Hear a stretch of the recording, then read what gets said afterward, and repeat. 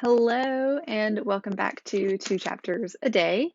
Today I read chapters 23 and 24 of The Eye of the World. And I kind of feel like not a whole lot happened in these two chapters, but that's okay. So, just a quick recap of these two chapters. In chapter 23, we pick up with Perrin and Egwene, and they are making their way towards that town away from the river, even though the river is supposed to be the rendezvous point. So they're taking turns riding the horse, and they're, just trying to like tough it out in the woods until they can get to this town. And Perrin seems to kind of be having this like weird internal struggle of whether or not he should like be the leader. Um, he thinks he should, but he's also getting bossed around a bit by Egwene. He just seems to have like this burden chip on his shoulders about this, that I am not sure really where that's coming from.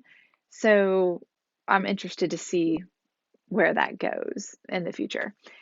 So they are traveling, and then one day, a couple days into their journey, they smell something cooking, and they see like the fire, they see the smoke from a fire, and Perrin goes and investigates, and it's this man with wolves and yellow eyes, and he is kind of, he's out there. So they're talking, and this man, Elias, I think is maybe how you say his name, he is asking him, like, where are you going? Where are you coming from? And they tell this like fabricated story because they're not trusting anyone, which I think is smart. But Elias sees right through it. Rather, like the wolves see through it, and he can talk to the wolves. So he calls them out on it. They end up telling him actually like where they're from and where they're going. And that's only because, I mean, he really like is pretty good. He knows that they've been around Trollocs. He knows that they have been around Fades, or rather, like the wolves know and relay it to him. So there's really no getting out of it, um, around the fact that they kind of have to tell him the truth. So they tell him, oh, and he offers to let them travel with him wherever he's going because it's safer. Um, but Egwene says, no, we're going to keep on going towards Tar Valon. And it kind of ticks Perrin off. So he's a bit cheeky in his response, which I thought was funny. And is like, yeah, we are going, we didn't talk about this decision beforehand, but now since we are talking about it, yeah, we're going to continue on to Tar Valon. And Elias says, okay, well, I'll come with you instead because safety in numbers and all of that. So that's chapter 23. Throughout the chapter, Elias keeps saying, like, you've got the gift too, you can do this too, they can talk to you, talking about Perrin and the wolves. But Perrin is like kind of downplaying it in his mind and really downplaying it out loud. And then at the end of the chapter, when Elias and Dapple, who's like the wolf leader, decide to follow Perrin and Egwene to wherever they're going, this other wolf named Burn gets upset and leaves and takes some of the wolf pack with him. And Perrin says that he can just feel the hatred coming from Burn. So I think that's interesting. I'm anxious to see how that comes into play later on because it almost certainly is going to come back. And I'm really intrigued by this whole wolf communication thing. So excited to see where that goes too with Perrin. So then we get into chapter 24. And I found this chapter kind of boring. um, but it's, first of all, I was confused. I was confused when it began because it starts off with the brand like in this maze, and there's the dark one. And so I was actually like flipping back through the chapters and like seeing, did I just scan something and miss something? Like, is that how He ended up in this maze. What is going on? And then I kept reading, and it's revealed that Rand is dreaming again. So he is dreaming, and in the dream, he realizes it's a dream, and that kind of shocks the Dark One, and he wakes up and is really freaked out, understandably so.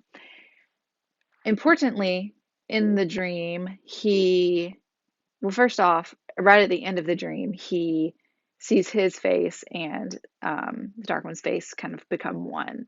So it's a little creepy.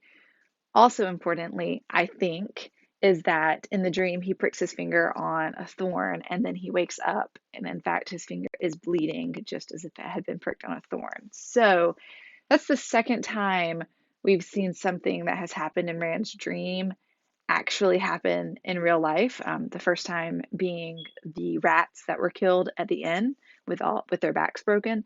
So I mean, I feel like I say this a lot that it's interesting, but it is interesting. And I am just excited to see kind of what's going on with that.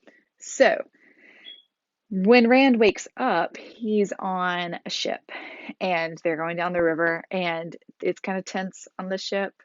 Um, this is the part that I found kind of boring. And although I did obviously read it, I just like to me there didn't really seem to be anything of importance until later in the chapter when Matt reveals that he has taken a dagger from uh, Errol. So that's not good because again, if you'll remember, Moraine asks specifically if they were given anything by Mordeth. And so Matt is like, well, Rand, you see, this wasn't given to me. I stole it. So her warnings don't matter. I don't know about that. I'm very anxious to see what the consequence of Matt having this dagger is. And Rand, is kind of seems to just brush it off. I'm sure he's maybe worried a little bit, but he brushes it off kind of and it's just like, maybe we can sell it if we need to. It won't be a big deal. And Matt's like, no, no, no, maybe not. I don't want to do that. And then Matt also is like, please don't tell anybody that I have this. We shouldn't trust anybody. Again, finally, thank you. You should not trust anybody because you don't know anybody that you're with other than each other. Uh, so Matt is like, I don't think we should even trust Tom Marilyn. Thank you. So they decide to keep the dagger a secret between the two of them. And then Rand asks Matt if he's having these dreams, and Matt is just real kind of evasive. It's saying he maybe, yes, he doesn't really want to talk about it. And so, on the one hand, I get that. Like, if you're having these horrific nightmares and you're like far from home for the first time ever, and you have a lot going on right now, maybe that's not what you want to think about. But at the same time, I'm thinking like maybe he's being so evasive and being influenced by this dagger or whatever magic is surrounding that. Maybe not. That's really the end of these two chapters, chapter 23 and 24. Like I said, they were all right. Not my favorite that I've read so far, but that's okay. There's a lot of book and a lot of series still to go. So tomorrow will be chapters 25 and 26, and I'm looking forward to seeing what happens. So thanks for watching and potentially reading along if you're reading along, and let me know what you think or thought down in the comments below, and I will see you tomorrow.